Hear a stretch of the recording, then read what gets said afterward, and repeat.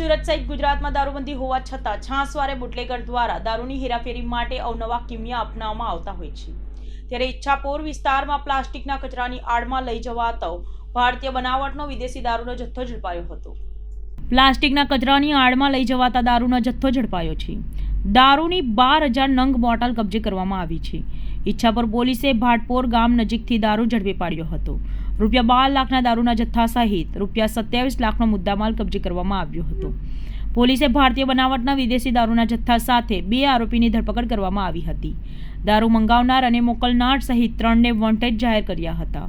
ત્યારે પોલીસ દ્વારા આરોપીઓને ઝડપી લઈને દારૂ મોકલનાર અને મંગાવનારને ઝડપથી પકડી લેવા માટે ચક્કો ગતિમાન કરવામાં આવ્યા છે।